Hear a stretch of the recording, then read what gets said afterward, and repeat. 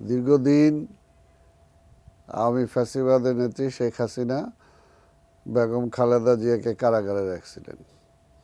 আমাদের নেতা তারেক রহমানকে দেশে আসতে দেন নাই এবং কারাগারে নেওয়ার পরে তিনি মনে করছিলেন যে বেগম খালেদা জিয়া জেলে, তারেক রহমান দেশের বাইরে, এই বিএনপি শেষ, এই নেতারা মানবে না, এটা হবে না।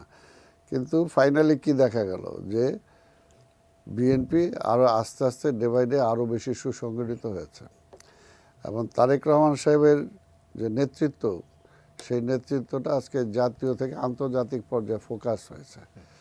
তার এই কয় বছরের মধ্যে দল পরিচালনা, জাতীয় আন্তর্জাতিক বিভিন্ন সম্পর্ক উন্নয়ন এবং জাতির সামনে তার বিভিন্ন সময় দিক নির্দেশনামূলক বক্তব্য, এবং সবচেয়ে বেশি হলো যেটা যে 5ই আগস্টের পরে আপনারা দেখেন যে 17 বছর ধরে যে আওয়ামী লীগ বিএনপিকে এত অত্যাচার, নিপীড়ন, নির্যাতন করছে, আমাদের শত শত গুম হয়েছে, যে সমস্ত মায়ের বুক এখনও খালি, সেই সন্তানরা ফিরে আসে নাই, আমাদের অনেকে মারা গেছেন, অনেকে অনেকে অনেকে পঙ্গু হয়ে গেছে এবং বিভিন্ন মামলার আসামি, অনেকের ব্যবসা বাণিজ্য শেষ, অনেকের চাকরি শেষ।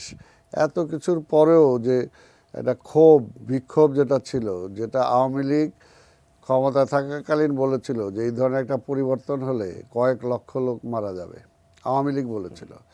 কিন্তু তারেক রহমান সাহেবের নেতৃত্বের বিচক্ষণতায় তিনি প্রমাণ করেছেন যে 5ই আগস্টের ইসের পরে, মানে অভ্যুত্থানের পরে ব্রেকফাস্ট, টিফিন কিংবা স্ন্যাক টাইমে মজাদার আয়োজন মানে অল টাইম ব্রেড। সম্পূর্ণ দলকে তিনি তার নিয়ন্ত্রণে রাখতে সক্ষম হয়েছেন। কোথাও এমন কোনো ঘটনা ঘটে নাই। আজকে যেটা বললাম যে বাড়িতে বাড়িতে আগুন লাগার কথা ছিল, আজকে বিভিন্ন জায়গায় হট্টগোল হওয়ার কথা ছিল, কিন্তু দেখেন 5-6 দিন বা 7 দিন বা 10 দিন তো কোনো পুলিশ ছিল না। এবং তারপরও পুলিশ যখন ছিল না তখন কিন্তু সেই থানাগুলোতে গার্ড দিয়েছে বিএনপি নেতাকর্মীরা।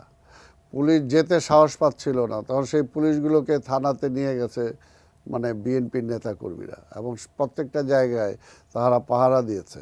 অর্থাৎ এগুলো হলো যে তারা যে মনে করছিল, যেমনি মনে করছিল যে জিয়া রহমানকে মেরে ফেললে বিএনপি শেষ, ঠিক তেমনি শেষ হয় নাই। খালেদা জিয়া গৃহিণী থেকে সবচেয়ে জনপ্রিয় নেত্রী হয়েছেন, ঠিক তেমনিভাবে আজকে সবচেয়ে জনপ্রিয় নেতা হলো তারেক রহমান।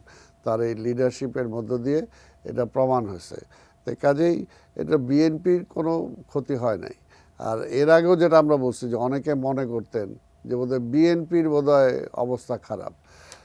শেখ হাসিনা থাকতে আমরা বিভিন্ন টকশোতে বিভিন্ন জায়গায় বলছি যে বিএনপির কোনো অসুবিধা না। হ্যাঁ, অসুবিধা হলো যে আমরা বাড়িতে ঘুমাতে পারি না, মামলার পর মামলা, প্রতিদিন কোর্টে হাজিরা দিতে হয়, বিভিন্ন রকম মানে হুমকির সম্মুখীনে থাকতে হয়। কিন্তু সমস্যাটা বিএনপি না, সমস্যাটা রাষ্ট্রের সমস্যার সৃষ্টি করেছিল শেখ হাসিনা।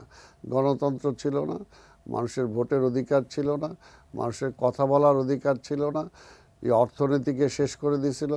আজকে পুলিশ সহ সব কিছু তারা দলীয়করণ করে ফেলছিল, প্রশাসন, বিচার বিভাগ।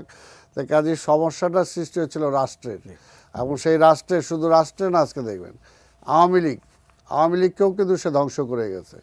শেখ হাসিনা শুধু দেশকে ধ্বংস করে নাই, আওয়ামী লীগকেও ধ্বংস করে দিয়েছে। সে যে পালাইছে, আজকে এটা দেখেন, সবচেয়ে আল্লাহর কাছে আমরা শুকর আদায় করি যে দেখেন যে খালেদা জিয়াকে মেরে ফেলার জন্য চেষ্টা করা হয়েছিল। আমরা বারবার বলছি এটা তো নর্মাল একটা মানুষের রাইট যে আমার চিকিৎসা পাওয়া, কিন্তু তারপরে সেই চিকিৎসার সুযোগটুকু দেওয়া হয় নাই। দেখছেন না আপনার, কালকে বেগম খালেদা জিয়া তার বাড়ি থেকে এয়ারপোর্ট যাইতে 4-5 ঘন্টা সময় লাগছে। শুধুমাত্র তার বাড়ির গেট থেকে গুলশান 2 নম্বর আসতেই 2 ঘন্টা চলে গেছে। অর্থাৎ লক্ষ লোকের যে মিছিল, মানে রাস্তায় যেটা নেমে আসছে, অর্থাৎ এই যে জনগণের একটা স্বতঃস্ফূর্ত অভিবাদন, দোয়া, আজকে এই দোয়াটা নিয়েই তো আজকে বেগম খালেদা জিয়া বেঁচে আছে, নাহলে তো তাকে মেরেই ফেলতো, তাই না? তো আজকে সেটারই বহিঃপ্রকাশ ঘটেছে। আরেকটা হলো তার সন্তান, আজকে দেশের নেতা তারেক রহমান, যে দীর্ঘদিন তার মা থেকে দূরে রাখছে। এই শেখ হাসিনা কত বিদ্রূপ করছে, মা অসুস্থ, ছেলে দেখতে আসে না, তাই না? আজকে এই হবে না, ওই হবে না। আজকে দেখেন সবচেয়ে মানে বিষয়টা কত মানে একদিক দিয়ে আনন্দের, আরেক দিক দিয়ে প্যাথেটিক, যে বেগম খালেদা জিয়া আজকে বিজয়ের বেশে আজকে দেশ থেকে বাইর হলো, আর সেই জায়গায় শেখ হাসিনা কিভাবে পলায় গেছে, অর্থাৎ একটা অপরাধী হিসাবে, শুধু অপরাধী না, একটা ঘৃণিত অপরাধী হিসাবে, যে জনগণ থেকে বাঁচার জন্য সে পিছনের দরজা দিয়ে তাড়াতাড়ি পালাইতে হয়েছে। এটাই হলো যে মানে সত্যিকারের কাজের যে মূল্যায়ন বা জনগণের কাছে এটাই। এবং ওনাদের আজকে মা এবং ছেলের মিলনের মধ্য দিয়েই আমরা বিশ্বাস করি যে আগামীতে বাংলাদেশের আরেকটা সুন্দর দিন অপেক্ষা করছে।